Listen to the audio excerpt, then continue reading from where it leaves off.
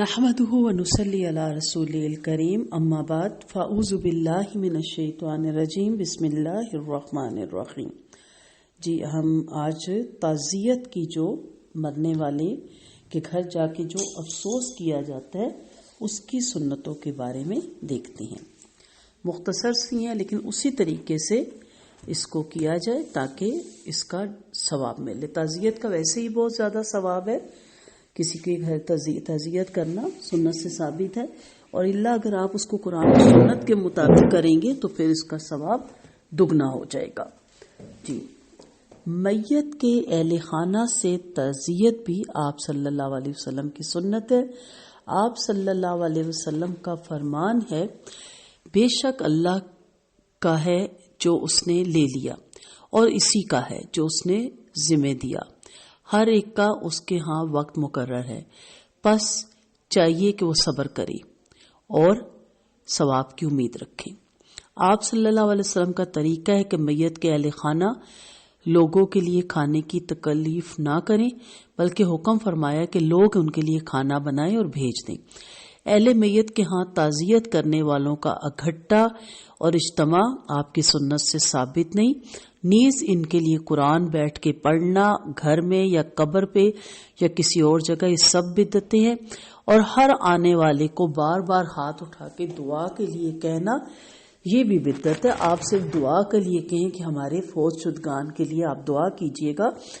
نہ کہ آپ کہیں جی چلیں جی ہاتھ اٹھائیں اور دعا کریں۔ 3 دن سے زیادہ کا سوگ نہیں ہے، اس کے بعد روٹین کے کاموں پہ آئیں، یہ بھی آپ صلی اللہ علیہ وسلم کی سنت ہے۔ باقی اگر کوئی دوسرے شہر یا ملک سے کچھ عرصے کے بعد تعزیت کرنے آنا چاہتا ہے تو آ سکتا ہے، لیکن ہمارے یہاں یہ جو پھوڑی بنائی جاتی ہے اور 40ویں تک بیٹھ کے تعزیت کا ایک طریقہ کار ہے، آپ سب اچھی طرح جانتے ہیں، ان تمام چیزوں کو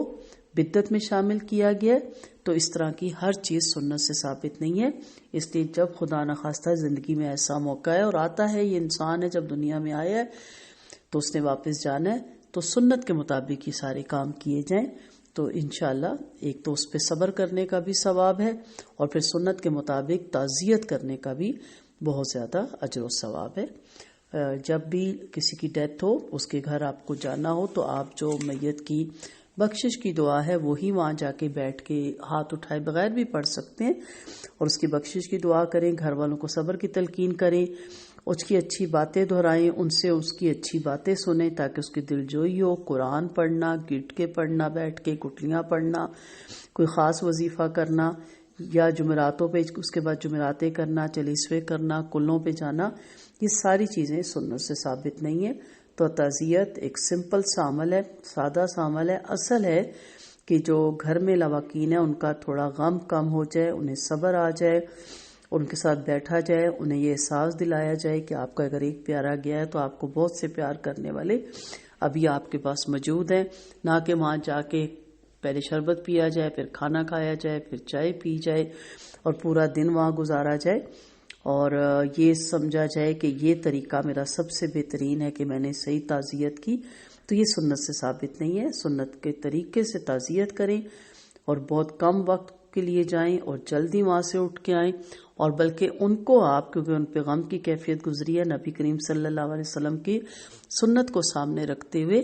آپ ان کے لیے پہلے 2 یا 3 دن کھانا بھجوا سکتے ہیں، تاکہ یہ نہیں کہ ان کے مہمان آئے ہوئے ہیں، تاکہ وہ خود بھی دل نہیں چاہتا کہ گھر میں فوتگی ہو اور انسان کوکنگ کرے، تو ابھی ان کے دل نہیں ہے، تو چلیں ایک پکی ہوئی چیز ان کے سامنے آئے گی تو وہ چلیں بیٹھ کے خاموشی سے کھا لیں گے، ورنہ ادروائز وہ شاید اپنے لیے بنائیں ہی کچھ نہ۔